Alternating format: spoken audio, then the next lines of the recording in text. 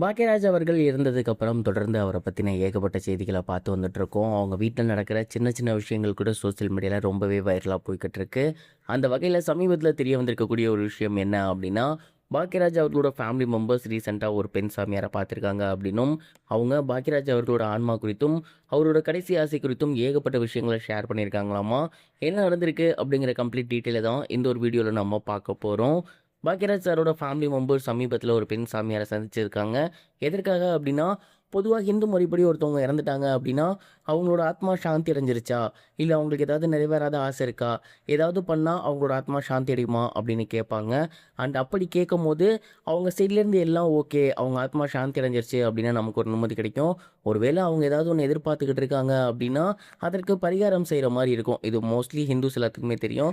So அப்படி ஒரு விஷயத்துக்கு தான் அவங்க பெண் சாமியார்ட்ட கேட்டிருக்காங்க. இந்த ஒரு விஷயம் குறித்து பெண் சாமியார் என்ன சொல்லியிருக்காங்க அப்படின்னா, பாக்யராஜ் சாரோட ஆன்மா அப்படிங்கிறது திருப்திகரமா அடைஞ்சிருக்கு அப்படின்னு தான் சொல்லணும்.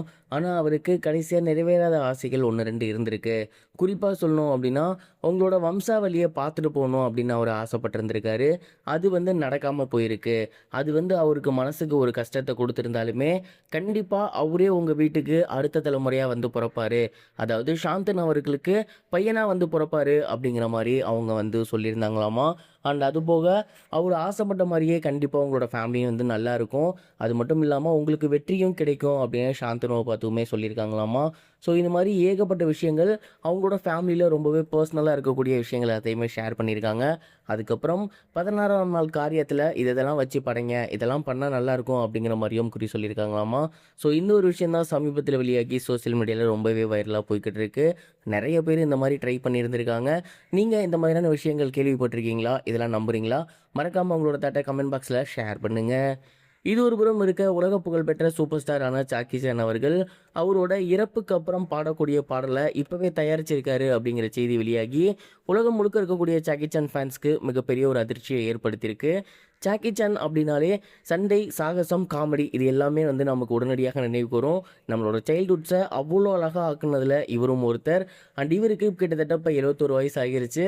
இந்த ஒரு நிலையில் சமீபத்தில் அவரோட இறப்புக்கு அப்புறம் ஒலிக்கப்படக்கூடிய ஒரு பாடலை அவர் உருவாக்கி இருந்திருக்காரு. அவர் இறந்ததுக்கப்புறம் தான் அந்த ஒரு பாடலை மக்களுக்கு வெளியிடணும் அப்படின்னு அக்ரிமெண்ட்டும் போட்டிருக்காராமா. அண்ட் இந்த ஒரு நியூஸ் வெளியாகி எல்லோருக்குமே மிகப்பெரிய ஒரு சோகத்தை ஏற்படுத்தியிருக்கு.